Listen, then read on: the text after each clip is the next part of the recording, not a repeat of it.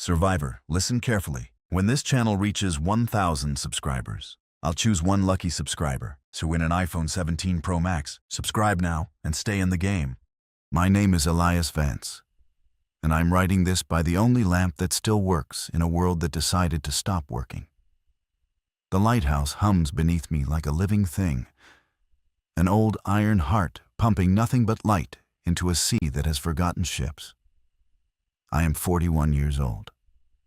I have been the keeper of St. Mara's Point for 9 years. And for 6 of those years, the only company I needed was the wind. That changed on a Tuesday. I remember because I had just finished cleaning the lens, and Cora was on the radio complaining about her coffee maker. Cora Bellinger ran the harbor master's office in the village, 2 miles down the cliff road. She was 63, widowed twice, and she spoke to me every morning at 7 sharp, whether I wanted her to or not. That morning she said, "Elias, something's wrong with the ferry. Marcus says it came in empty." Marcus was her grandson, 22, a deckhand with a soft stutter and a habit of leaving doors open. I told her empty ferries weren't a crisis. She told me to stop being a hermit and look at my own windows. I looked. The village below the cliff was usually a small constellation of chimney smoke and movement. That morning it was still. Not peaceful still, wrong still. The kind of stillness that makes a man notice his own breathing.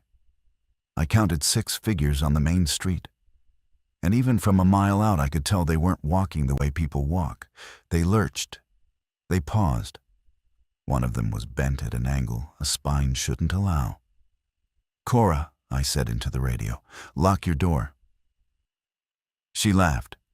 She actually laughed. "Elias, don't be dramatic." I watched one of the figures grab a man from the bakery doorway. I watched the man not come back out. I watched the figure's mouth move in a way I will spend the rest of my life trying to forget. I told Cora to lock her door again. And this time I did not sound like myself. And she stopped laughing. The lighthouse sits on a thumb of granite that juts into the North Atlantic. A single causeway connects it to the mainland. A thin spine of concrete that floods at high tide and surfaces again at low. Twice a day, for about 6 hours, I am an island. The rest of the time, I'm only almost one. I had never been grateful for that geography before. I became grateful at 7:18 in the morning, when the first of them stumbled onto the cliff road and began walking toward my light. It was a woman. She wore a postal uniform. I knew her. Her name was Hannah Doss, and she delivered my mail every other Thursday. And she had a daughter named Pip, who once gave me a drawing of a whale. Hannah Doss was missing the lower half of her jaw. She did not seem to notice. She walked toward the lighthouse with the patient determination of a tide. I went downstairs. I bolted the seaward door, then the landward door, then the storm door inside the landward door. The lighthouse has 3 ways in, and I sealed all of them in 90 seconds. I climbed back up to the lamp room with my hands shaking so badly I had to grip the railing with both palms. The radio crackled. Cora was crying. "Elias, Marcus isn't answering. Elias, what is this?" I told her I didn't know. I told her to bring Marcus and come to the causeway before the tide rose. I told her to drive fast and not stop for anyone, not anyone, not even people she recognized, especially people she recognized. Then I sat in the lamp room and watched Hannah Doss walk into the sea at the base of my cliff. And I watched her keep walking, the water closing over her ruined face. And I understood with a terrible quiet clarity that the world I had known was already gone. Cora made it. Marcus did not. Her station wagon came tearing up the cliff road at 7:51. One headlight smashed, the passenger door hanging open and slapping against the frame like a broken wing. I watched her from the gallery walk with binoculars pressed so hard against my eyes I would have bruises that evening. She was alone. She drove onto the causeway with the tide already licking its edges, and she didn't slow until her tires hit the gravel apron at the base of the tower. I ran down. I unbolted the landward door, the storm door, the inner bolt, and I pulled her inside while she was still trying to tell me something. Her mouth was working, but the words were arriving in the wrong order. Marcus, bakery, bit, hand bit, drove, bit. Cora, look at me. Are you hurt? She shook her head. She showed me her hands, her arms, her neck. Nothing. She was clean. She was just 63 years old, and she had watched her grandson be torn apart in a bakery doorway, and she had driven away while he was still screaming her name. And that was a wound that didn't show on the skin. I sat her down on the cot in the supply room. I made her tea on the gas burner because the electricity was already flickering. I gave her one of the wool blankets my sister had knitted me the winter she died. And I wrapped it around Cora's shoulders, and I said nothing for a long time, because there was nothing to say that wouldn't be a lie. The radio in the lamp room kept making noise. I went up to listen. The civilian bands were a chaos of overlapping voices, half of them praying, a quarter of them screaming, the rest reciting addresses like the addresses were prayers. The emergency band was worse. It was empty. It had been empty since 6 in the morning, Cora said, when she had first tried to call for the ferry's medical clearance. I tuned to the maritime channel. A man's voice came through, calm in the way men get calm when calm is the only tool they have left. This is Coast Guard Cutter Severance, broadcasting on open channel to all vessels and shore stations in the North Atlantic grid. We are advising full quarantine. Do not repeat. Do not attempt to evacuate inland. Inland routes are compromised. Shelter in defensible coastal positions. Maintain radio silence on emergency bands. We will broadcast updates every 6 hours. The transmission cut. I waited. It did not return. 6 hours. 6 hours was a lifetime.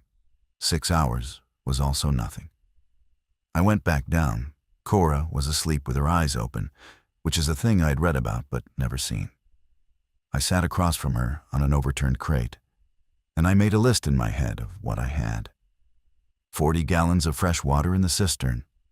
2 months of canned food because I never trusted the supply boat. A generator with fuel for 3 weeks of careful use. The lamp itself ran on a separate circuit fed by the seaward turbines, and as long as the wind blew, the light would burn. A shotgun I had never fired at anything that wasn't a tin can. 6 shells, a flare gun, 3 flares, a radio, a keeper's log going back to 1887, a daughter I hadn't spoken to in 2 years who lived in a city 300 miles south. I thought about Mira. I thought about her in her apartment with her partner and her cat, and her stubborn refusal to ever ask me for anything. I thought about whether the city had fallen first or last. And I thought about how I would never know. And the not knowing was already settling into me like a stone in a coat pocket. The lamp turned overhead, slow and indifferent. The light swept the cliff, the causeway, the rising sea. And in its beam, on the far side of the water, I saw the first of them reach the shore. By noon, there were 11 of them on the mainland side of the causeway. By dusk, there were 30. By the second morning, there were over 100, and they had begun to do something I had not expected. They had begun to wait. They didn't pace. They didn't moan. Not the way the films I half remembered had taught me to expect. They stood at the waterline, shoulder to shoulder in some places, scattered in others, their faces turned toward the lighthouse with an attention that was almost reverent. When the tide went out and the causeway surfaced, they did not surge across it. They waited. They watched the water leave the stones, and they watched the stones. They did not move. "They're learning," Cora said. She was at the window with the binoculars. She had not slept properly in 2 days, but she had stopped trembling. And there was something in her voice that was harder than grief. "Elias, they're learning the tide." I didn't want to believe her. I made myself believe her anyway, because not believing her was the kind of luxury that gets people killed. "Then we don't use the causeway," I said. We were never going to use the causeway. That was true. I had already counted the ways out, and there weren't any. The cliff on the seaward side dropped 100 feet to rocks. The causeway was a death tunnel. There was no boat at the lighthouse, because the supply boat came from the village, and the village was no longer sending supply boats. There was the lamp and the tower and the two of us. And there was the light. And there was time. Cora lowered the binoculars. "Elias, why aren't they coming?" I had been asking myself the same question for 36 hours. The honest answer was that I didn't know. The dishonest answer, the one I kept turning over in my mind like a coin I didn't want to spend, was that they were waiting for something, or someone, or some signal I couldn't hear. That afternoon, the radio gave us our first real voice. She called herself Dr. Reza Ahmadi. She was broadcasting from a research vessel 40 nautical miles east. And she was not Coast Guard, and she was not military. And she sounded tired, in a way that suggested she had been useful for too long to too many people. She was sweeping the maritime band looking for survivors at fixed positions, lighthouses, oil platforms, island stations. She asked us to identify ourselves. I picked up the handset. I told her who I was. I told her where I was. I told her there were 2 of us, and we were not infected, and we had food and water and a working lamp. She was quiet for a moment. Then she said, "Keeper Vance, I'm going to ask you something, and I need you to answer honestly. Is your lamp still operating on its scheduled rotation?" "Yes." "Has it stopped at any point in the last 72 hours?" "No. The turbines are intact. The lamp is on its automatic cycle." Another pause, longer this time. "Keeper Vance, I want you to listen carefully. We have reason to believe the infected respond to certain rhythmic stimuli. Sound, light, pattern. We don't know the mechanism yet, but we have observed gathering behavior around active signals. Your lamp may be drawing them." Cora was watching me. She had heard. Her face did not change, but I saw her hand tighten on the binoculars until the knuckles went white. "Doctor," I said, "if I shut off the lamp, what happens?" "We don't know. Best guess." "Best guess, Keeper Vance, is that some of them disperse. Best guess is that the rest of them get confused. Best guess is that you become invisible to the only people left at sea who might come for you." I looked up at the lamp. It turned, patient, indifferent, beautiful. It had been turning for 138 years. "I'll think about it," I said. I did not turn it off. The 4th day broke gray and low, the kind of sky that makes the sea and the air the same color, so that the horizon disappears, and a person feels suspended inside a single enormous room.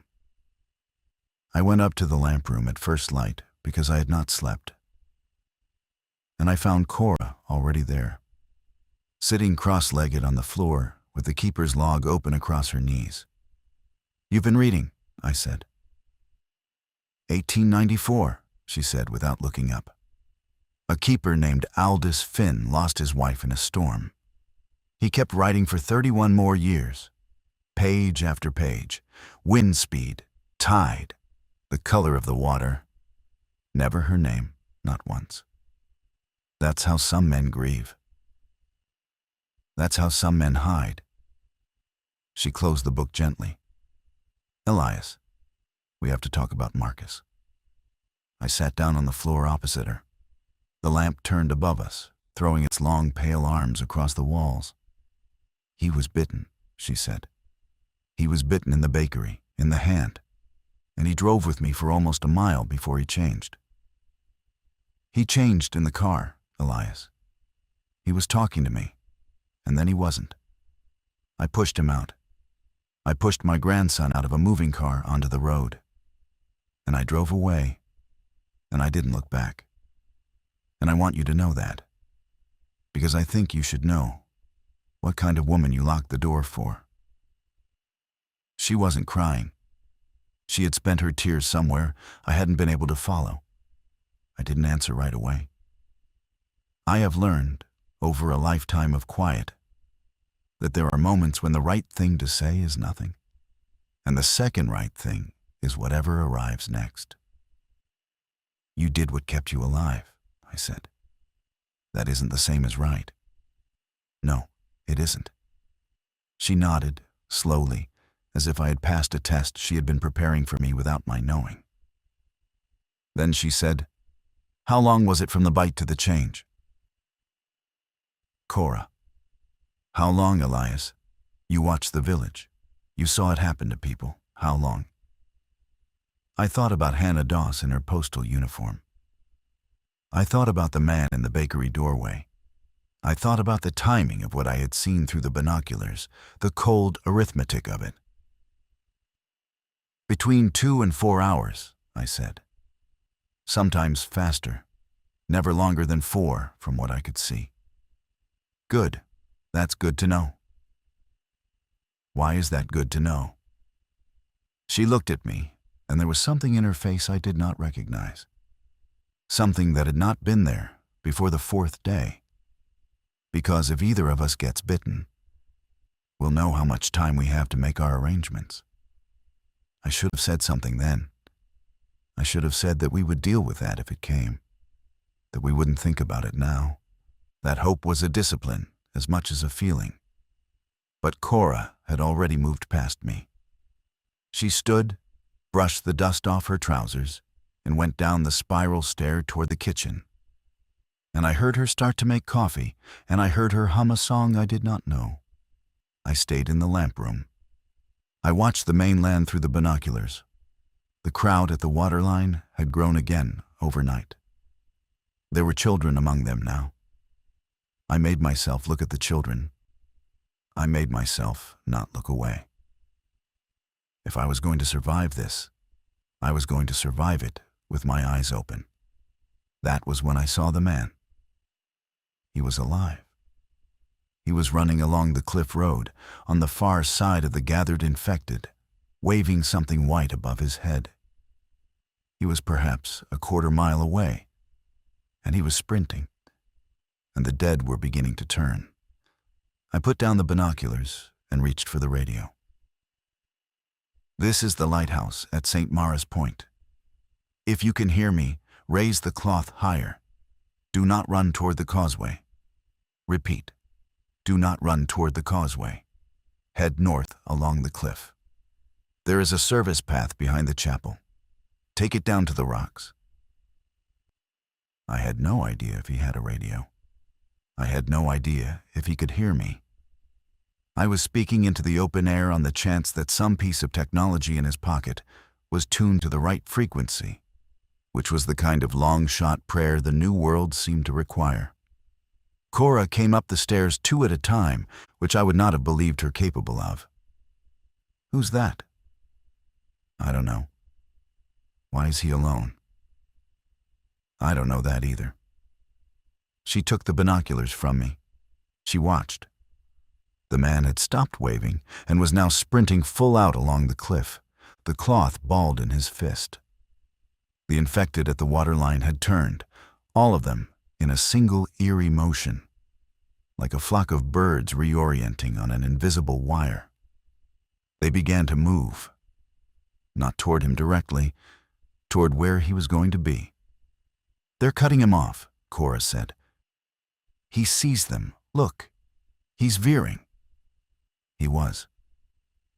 He had broken off the road and was scrambling down the seaward slope, half running, half falling, toward the chapel ruin that sat on the headland north of the causeway. I had told him about the service path because there was one. An old fisherman's track that switched back down to a tidal shelf where the village men had once kept lobster traps. From the shelf, at low tide, a strong swimmer could reach the lighthouse rocks. It was low tide now. It would be low tide for another 2 hours. He's going to make the chapel, Cora said. Then what? Then he swims. Elias, he's not going to make it. He might. He won't. Look at him. He's already limping. She was right. The man's left leg was dragging now. And I could see, even at that distance, that his trouser leg was dark with something that wasn't water. I went down. I don't remember choosing to. I remember being in the lamp room, and then being in the supply room, and pulling on the oilskin coat I hadn't worn since the previous winter. And Cora was behind me, saying my name in a voice that was not quite asking me to stop. Elias, Elias, you can't. There's a dinghy in the rock cave, the old emergency dinghy. It's punctured, but it floats. Elias, he's bitten. We don't know that. You know that. You saw his leg. Elias, if you bring him here, you're bringing it here. I stopped at the seaward door. I had my hand on the bolt. Cora was on the stair, 2 steps above me, and her face was the face of a woman who had already pushed one person out of a moving vehicle and was preparing to do whatever the next thing was. I'll meet him on the rocks, I said. I'll talk to him. If he's bitten, I won't bring him in. You'll have to do more than not bring him in. I know what I'll have to do. She came down the last 2 steps. She put her hand on my forearm, not to stop me, only to mark the moment. Take the shotgun. I'll take the flare gun. The shotgun stays with you. If I don't come back in an hour, you bolt every door, and you do not open them for me. Not for me, Cora. Do you understand? I understand. Say it. I won't open the door for you. I drew the bolt. I went out into the wind. The lamp turned above me, and the sky was the color of old pewter. And somewhere on the cliff, a stranger was running for his life toward a chapel that had not held a service in 40 years. The rocks at the base of the lighthouse were slick with kelp and the salt skin of low tide. I climbed down the iron ladder, bolted into the granite, the flare gun shoved into my coat pocket, my boots finding holds I had memorized in my body without ever once memorizing them in my head. The dinghy was where I had left it 3 years before, wedged in the rock cave behind a pile of weathered crab pots. It was a sorry thing, a patched orange shell with 1 good oar and 1 cracked one. But the patch held when I pressed my weight against it, and that was all I needed it to do. I pushed it into the water. I climbed in. I rowed across the channel toward the tidal shelf below the chapel, and the sea was calm in the way the sea is calm before it decides not to be. I saw him before he saw me. He had made the shelf. He was sitting on the wet stone with his back against the cliff, and he was holding his leg with both hands, and he was breathing in the short, hard way men breathe when they are trying not to scream. I beached the dinghy 10 feet from him. I did not get out. Stay where you are, I said. He looked up. He was maybe 30. His hair was dark and matted with sweat and something darker, and his eyes were the clearest blue I had seen in days, and they were the eyes of a man who was still entirely himself. You're the keeper, he said. I am. My name is Thomas Reed. I was a paramedic. I came from the inland route. I've been walking for 3 days. He shifted his leg, winced. I'm bitten. Above the knee, maybe 40 minutes ago. I felt the flare gun in my pocket. I did not take it out. Not yet. You came all this way to tell me that, I said. I came all this way because I saw the light from the ridge 2 nights ago, and it was the first thing I'd seen in 3 days that wasn't on fire. He laughed, a small, dry sound that wasn't really a laugh. I knew I wouldn't make it. I knew before I started running. But I wanted to ask you something before I changed, and I didn't trust the radio. Ask. There were people behind me, a woman and 2 kids. They're hiding in the chapel. I told them I'd draw the infected off. I told them if I made it to the rocks, the keeper would see me, and the keeper would know they were there. He swallowed. They're not bitten. None of them. They've been hiding for 2 days. The boy is 6, the girl is 9.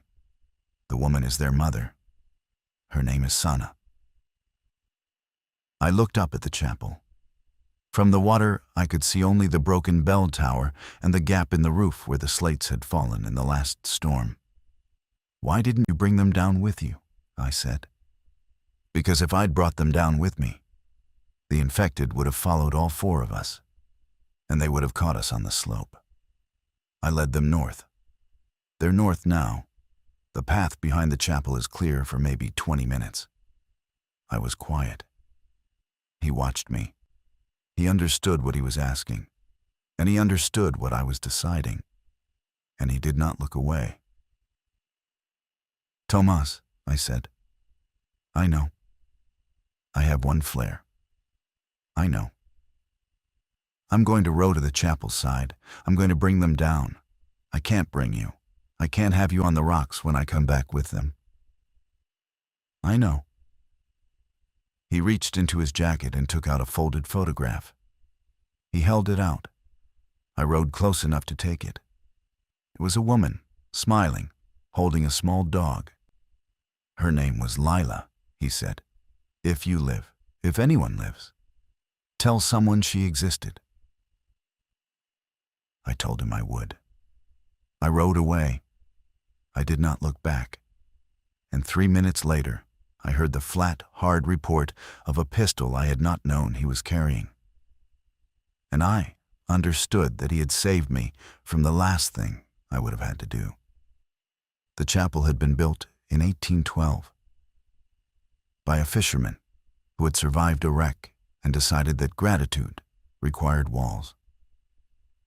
By the time I climbed the path behind it, 3 days into the end of the world, it had been a ruin for 2 generations and a tomb for 2 days. I came up over the lip of the headland with my flare gun drawn and my heart doing something complicated in my chest.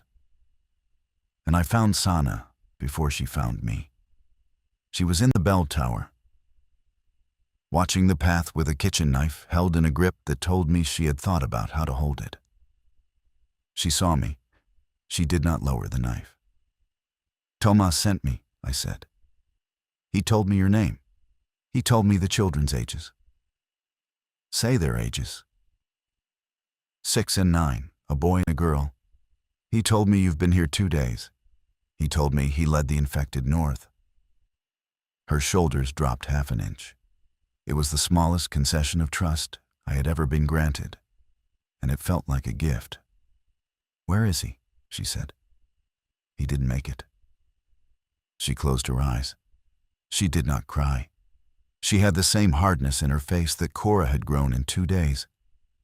The hardness of women who have done the arithmetic of survival and arrived at numbers they will carry for the rest of their lives. Then she opened her eyes and said, "The children are in the crypt. I'll get them. We have 90 seconds before they come back."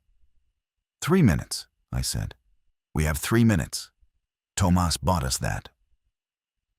Then we have 3 minutes.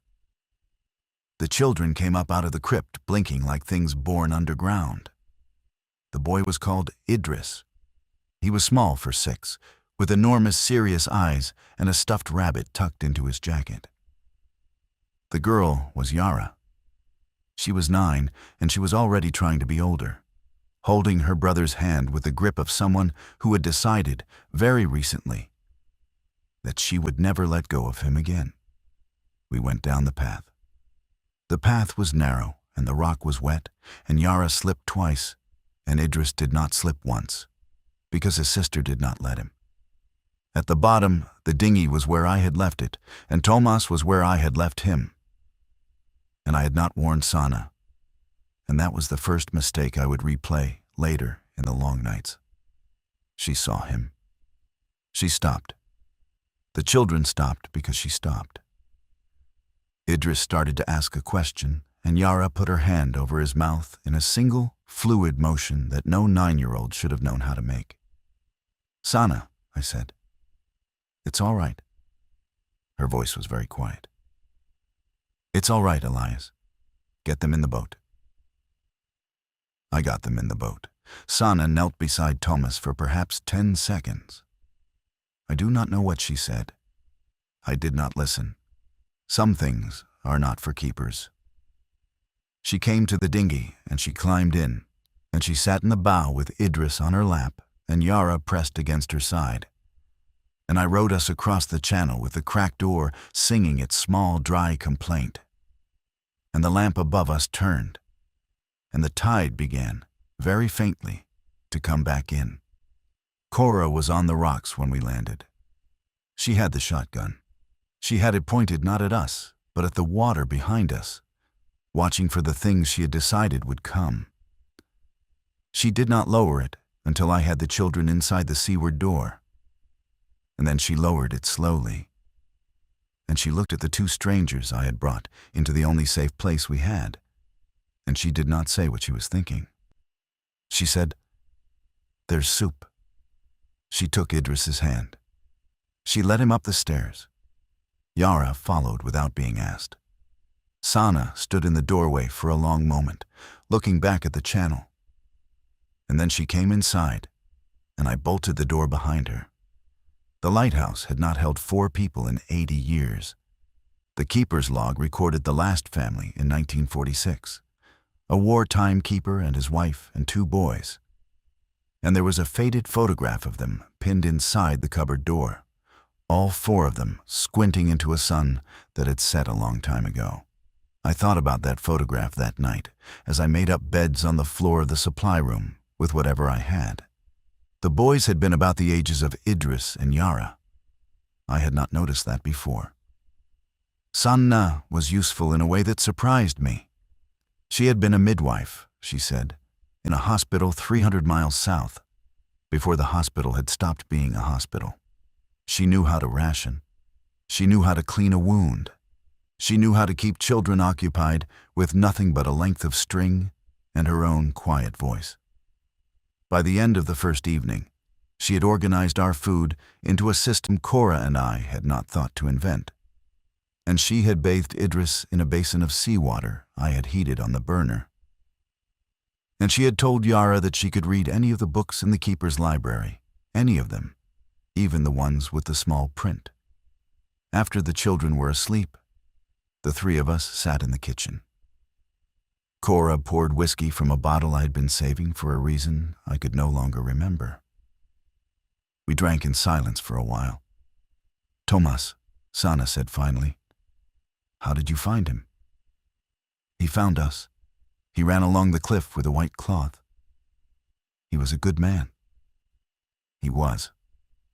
He wasn't my husband." I had not asked. I did not say anything. She turned her glass in her hands. "My husband died on the 2nd day, in the city. Tomas found us in a parking garage.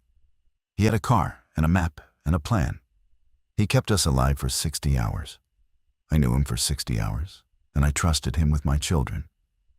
And I trusted him with my life. And I think I would have trusted him with anything else if there had been time." "There wasn't time," Cora said. "There wasn't time. There isn't time. That's the thing I keep learning." Cora reached across the table and put her hand on Sana's wrist. Cora, who had pushed her grandson out of a moving car. Sana, who had walked away from her husband's body in a parking garage. Two women who had paid the New World's entry fee in different currencies and arrived at the same room. I looked at them, and I thought about my daughter Mira, 300 miles south, and I wondered for the first time if she had found someone like Thomas. And I wondered whether she had been the one running with the white cloth or the one hiding in the chapel. And the not knowing rose up in me again like a tide. I went up to the lamp room. I did not want them to see my face. The radio was still hissing on the maritime band. I sat down and turned the dial until I found Dr. Ahmadi again. She was reading numbers, station call signs, longitudes and latitudes, in a voice that had gone past tired into something quieter and more terrible. I waited until she was finished. Then I keyed the handset. Dr. Ahmadi, St. Mara's Point. Keeper Vance. Keeper Vance, good to hear you. We're 4 now. A woman and 2 children came in this evening. A pause. How? Across the channel. The man who brought them is dead. He shot himself on the rocks before he changed. Is anyone bitten? No. Are you certain? I'm certain. Another pause. Longer. Keeper Vance, I need to tell you something and I need you to listen. And I need you not to tell the others until you decide how. We have a vessel, the Severance. It is making a coastal sweep. It will reach your position in approximately 9 days. It has space for 4, not more. 4 exactly. I'm telling you because you need that time to decide who 4 are. I sat with the handset in my hand for a long time before I answered. I did not sleep that night. I sat in the lamp room with the handset in my lap, and I watched the beam turn. And I did the arithmetic that Dr. Ahmadi had handed me. And I arrived at no answer that did not have a name attached to it. 4. There were 5 of us. The math was simple in the way that the worst math is always simple. Cora found me at 3 in the morning. She brought tea. She sat down on the floor beside my chair and did not ask what was wrong. She waited. That was the thing about Cora I had come to understand in 4 days. She had learned, somewhere in her long life, that silence was the fastest way to make a man speak. I told her. I told her all of it. The ship, the 9 days, the 4 spaces. She listened. She drank her tea. When I was finished, she set the cup down very carefully on the iron grating of the floor. And she said, Then it isn't me. Cora. It isn't me, Elias. I'm 63. I have a bad hip and a worse heart, and I have already lived more than my share. It's the children, and it's their mother, and it's you. Why me? Because you brought them here. Because they trust you. Because Sana needs another adult on that ship who isn't a stranger, and Cora Bellinger isn't going to be that adult. Because Cora Bellinger is going to be in this lighthouse, keeping the lamp on, so the ship can find you. Cora, stop. I'm not going to stop.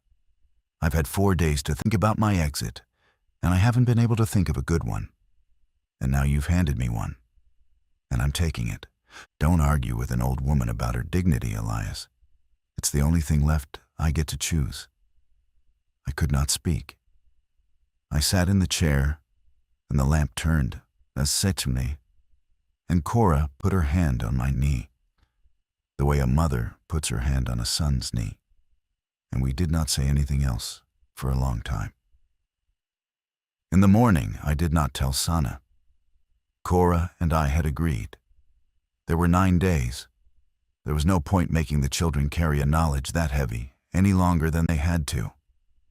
We would tell Sana on the 8th day, and we would tell the children nothing at all, because some choices belong only to the people making them. The 5th day passed. The 6th. The crowd on the mainland had begun to thin, which I did not understand until I watched a small group of infected wander north along the cliff road and not return. Dr. Ahmadi, when I described it, said only, "They drift." We don't know why. They go where the next signal calls them. The 7th day, the generator failed. It happened at dusk. I was in the kitchen with Yara, showing her how to fold paper into the shape of a crane, when the light stuttered and browned and died. The lamp upstairs kept turning because the lamp ran on the seaward turbines. But the kitchen went dark, and the radio went dark, and the small electric heater we had been running for the children went cold. I went down to the generator room. Sana came with me. We worked by flashlight. The fuel line had cracked, a hairline split in an old rubber hose, and the diesel had been pooling beneath the engine for hours. We were lucky it had not caught. We were unlucky in every other way. "Can you fix it?" Sana said. "I can fix it. I have a spare hose, but it will take an hour, and we will need to vent the room, and we will need to open the seaward door." She looked at me. She understood what I was saying. The seaward door faced the cliff. The cliff was safe. The cliff had been safe for 7 days. We opened the door. We vented the room. I worked on the hose by flashlight, and Sana held the light steady. And somewhere above us the lamp turned. And somewhere in the village miles away, a signal we could not hear was changing. And the things on the mainland were beginning to move. We heard them before we saw them. It was a sound I had not heard yet in the 4 days I'd been watching the mainland. A sound that the village dead had not made. A low collective exhalation, almost a hum. The noise of a great many throats producing the same not quite word at the same time. It came across the water from the south, from the direction of the village, and it came again and again, and then it stopped. Sana's hand on the flashlight did not shake. I admired her for that.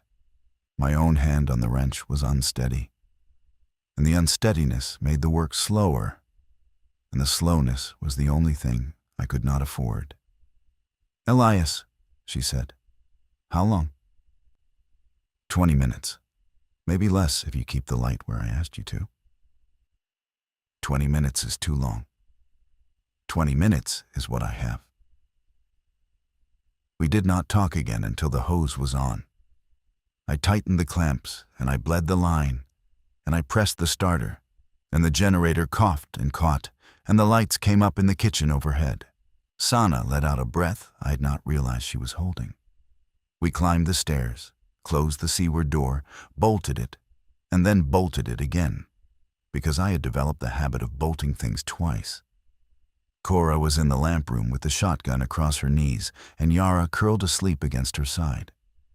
Idris was asleep on the cot in the supply room with the stuffed rabbit clutched against his throat. Cora put a finger to her lips when we came in, then jerked her chin toward the window. We looked. The tide was halfway out. The causeway was beginning to surface, a black spine of stone breaking the water in segments. And along the cliff road to the south, in the pale moonlight, a long, ragged line of figures was moving toward our point. Not 11, not 30, not 100, hundreds, possibly more. They came in a slow, unhurried column, the way a glacier moves, the way a thing that knows it will arrive moves. "They've been called," Sana whispered. "Called by what?" I said.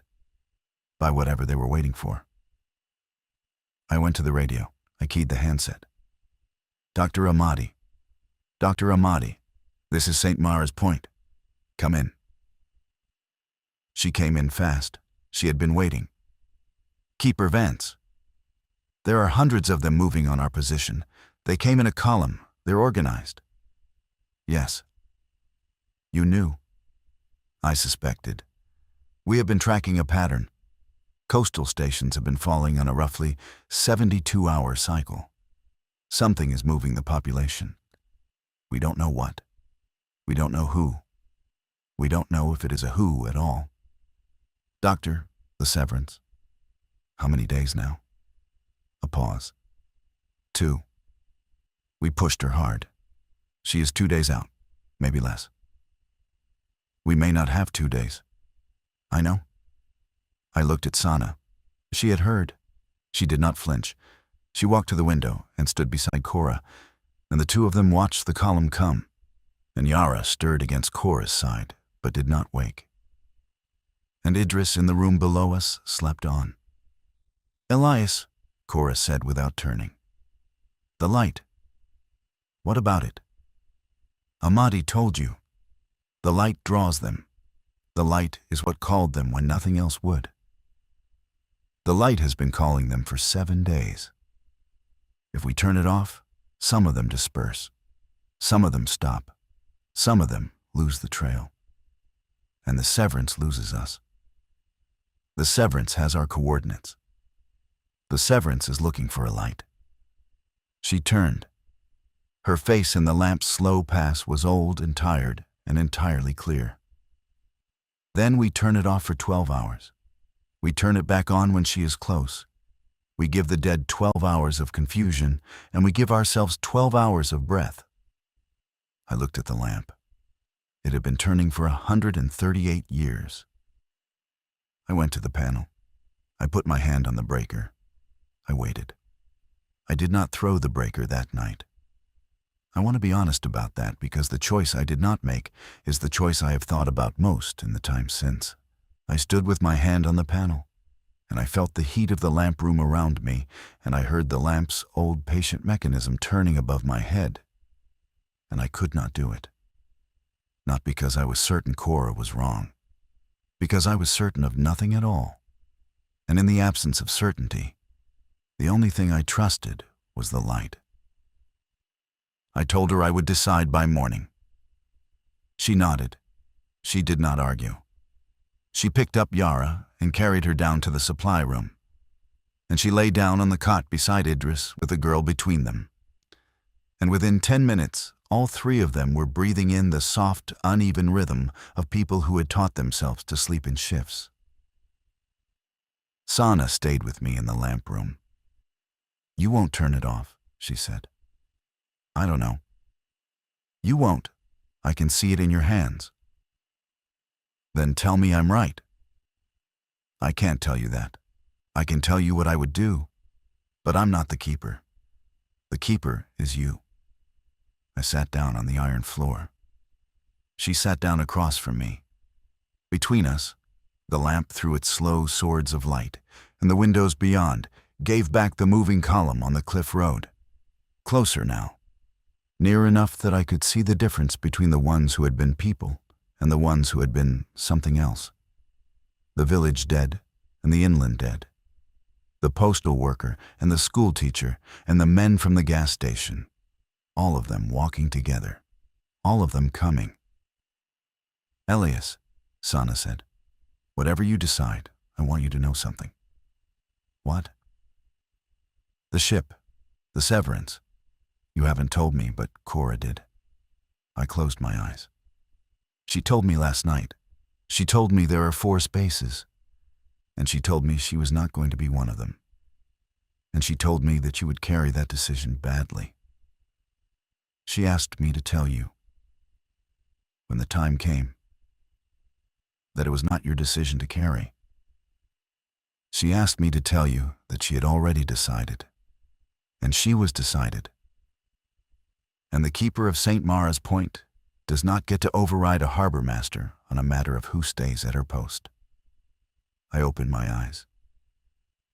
I looked at Sana.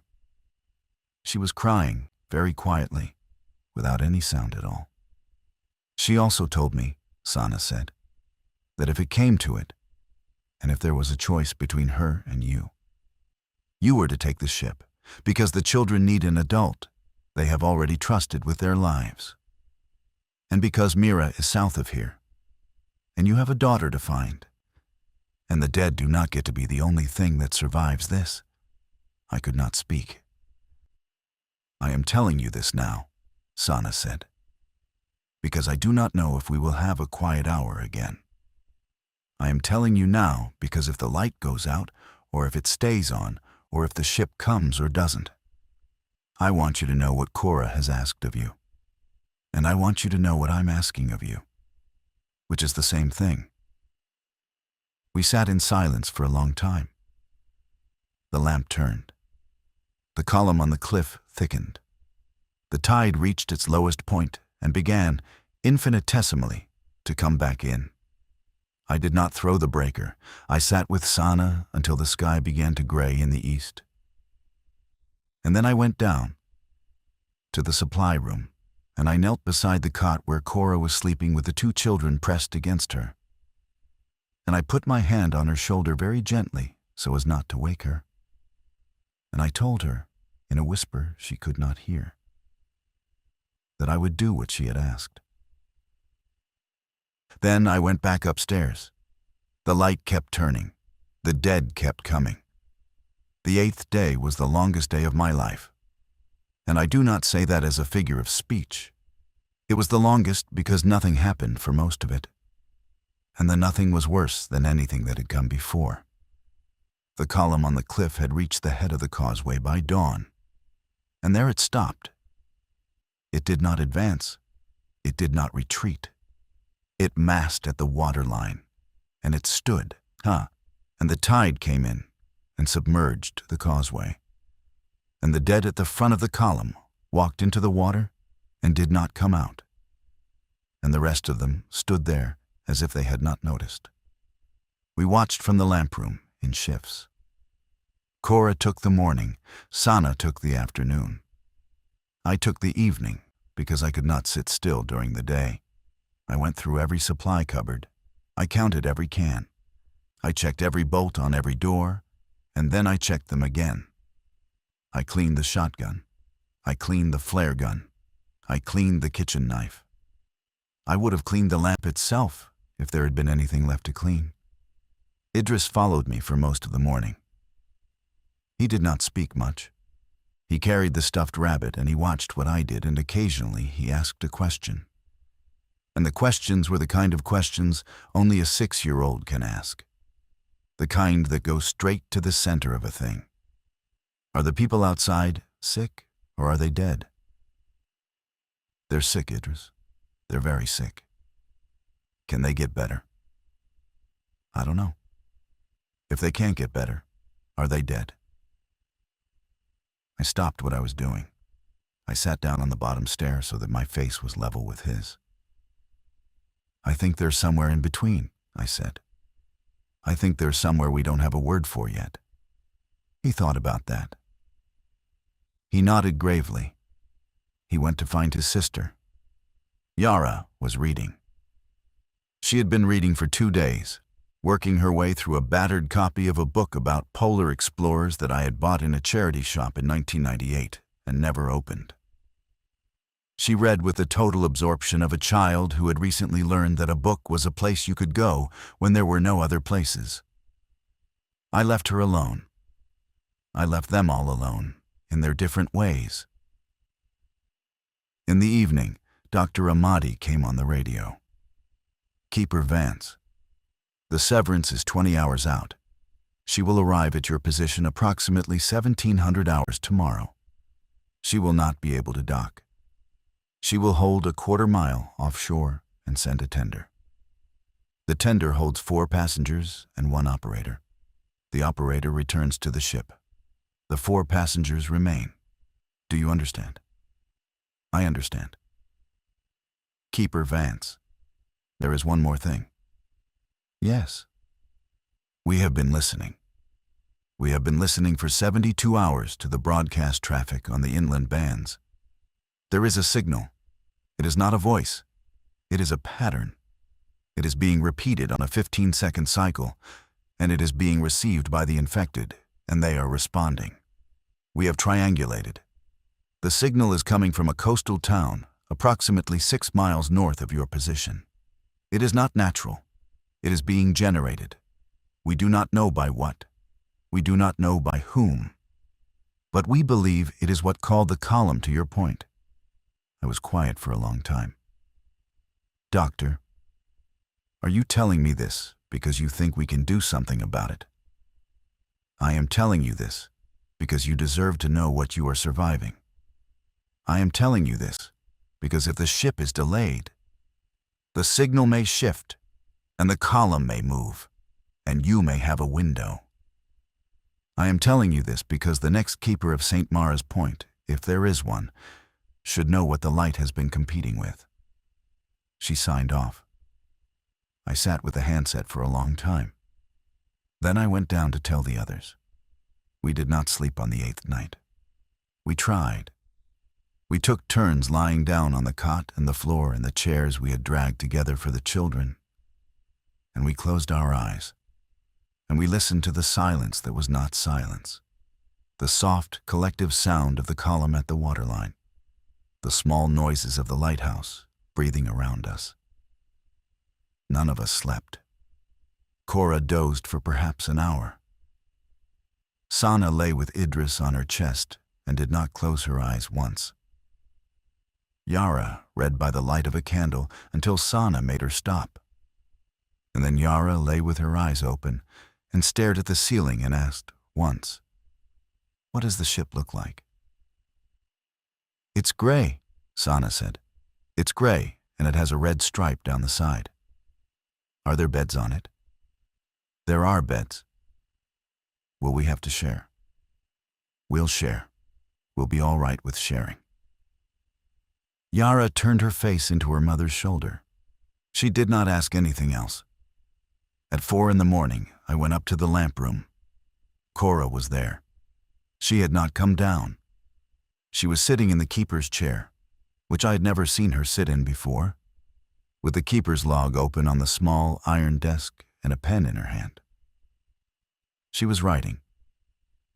Slowly, carefully, in a hand that was steadier than mine had ever been. "What are you writing?" I said.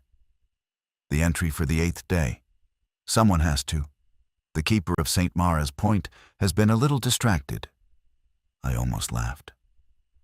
I went and stood behind her and read over her shoulder. She had written the weather, the tide, the wind speed. She had written the size of the column at the waterline, estimated, and the temperature at midnight, recorded. She had written, in the margin, in smaller letters, 4 guests in residence, 2 children. The lamp is unchanged. Cora. Don't, Elias. You don't know what I was going to say. I know exactly what you were going to say. You were going to make one more attempt to talk me out of it. You were going to remind me that there are 5 spaces if we squeeze, that the tender might bend its rules, that Dr. Ahmadi might be wrong. And I'm going to tell you, one more time, that I am the harbor master of a village that no longer exists. And the children in the room below me lost their grandmother 3 weeks ago in a hospital they will never see again. And they do not need to spend the next 20 years of their lives knowing that an old woman took one of their seats. So I'm going to stay. I'm going to keep the light. I'm going to write the log. And when the ship comes, you are going to put those children on the tender, and you are going to follow them. And you are not going to look back at this window. Because if you look back, you will see me waving. And you will not be able to leave. I sat down on the floor beside the keeper's chair. She kept writing. "Cora," I said. "What?" "What do I tell Mira?" She stopped writing. She set the pen down. She turned the chair so that she was facing me, and she put her old soft hand on the side of my face, the way she had perhaps once held the face of her grandson before the bakery, before the car. "You tell Mira that her father stayed at his post for 9 years, and at the end of those years he left because an old woman ordered him to. You tell Mira that the lamp kept turning. You tell Mira that her father loved her every single day of the years he did not call her, and that he was sorry, and that he was coming home. That is what you tell her, Elias. You tell her you are coming home." I put my hand over her hand. We stayed like that for a long time. The lamp turned. Outside, the dead waited. Inside, the keeper's log lay open at the entry for the 8th day, and the pen rested across the page, like a small, thin bridge. The Severance came out of the morning fog at 4:45 in the afternoon. She was smaller than I had pictured.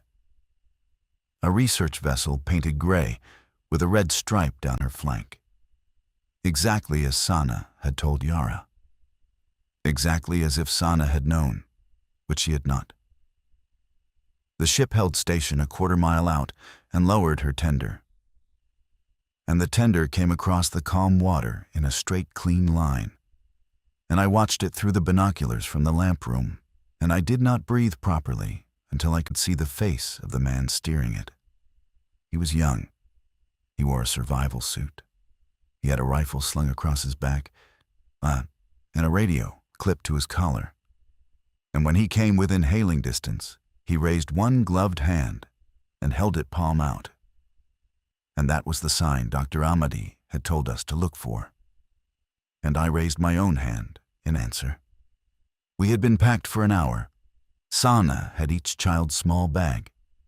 Yara carried the polar exploration book inside her coat. Idris carried the rabbit. I carried nothing, because there was nothing of the lighthouse I could take that would not be a weight on someone else's life. We went down to the rocks. Cora came with us as far as the seaward door and no further. We had said our goodbyes in the lamp room, the four of us, with her sitting in the keeper's chair and the children kneeling beside her. And she had given Yara a small brass key that had been her husband's. And she had given Idris a sweet from a tin she had been hoarding for 60 years. And she had given Sana nothing but a long, quiet look. And Sana had given her the same look back. And that had been enough. To me, she said only, "Send the ship a message when you're aboard. Tell them the lamp is staying on. Tell them they don't have to come back for it. Tell them Cora Bellinger said so." I told her I would. I told her many other things. None of them mattered as much as the silence between them. The tender pulled up to the rocks. The young man held it steady against the swell. Sana lifted Idris in first, then Yara. She climbed in after them. She looked at me. "Elias, I'm coming." I turned and looked up at the lighthouse. The seaward door was closed. Cora was not at the window. She had asked me not to look back. And the kindest thing she had done for me in 5 days of kindnesses was not to be at the window when I broke that promise. I climbed into the tender. The young man pushed off. We moved across the calm water in the same straight, clean line, and the lighthouse grew smaller behind us, and the lamp turned and turned and turned, and somewhere on the cliff, a column of the dead stood at a waterline they could not cross, listening to a signal we could not hear. And in the lamp room of St. Mara's Point, an old woman sat in a keeper's chair with a pen in her hand and wrote the entry for the 9th day. The Severance took us aboard at 5:12. They gave us blankets and broth, and a small cabin with 2 bunks for the children, and a cot for Sana, and a folding bed for me. Dr. Ahmadi met me on deck. She was smaller than her voice. She shook my hand, and she did not say she was sorry, which was the right thing not to say. I went up to the bridge before the light failed. I asked for a pair of binoculars. The captain handed them to me without asking why. The lighthouse stood on its black thumb of rock. The lamp turned. As I watched, in the lamp room's small bright window, a figure moved, briefly, once, and then was still. I lowered the binoculars. I went below.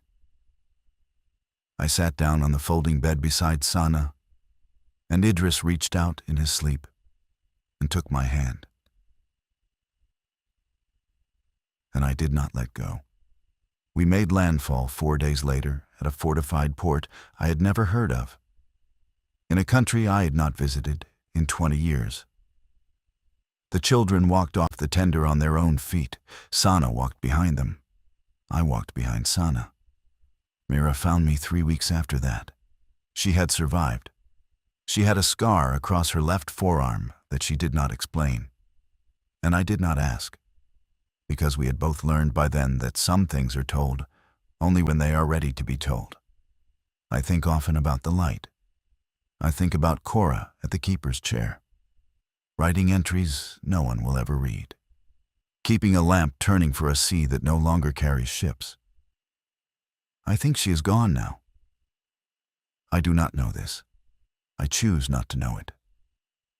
The not knowing is the last gift she gave me, and I've learned to hold it carefully.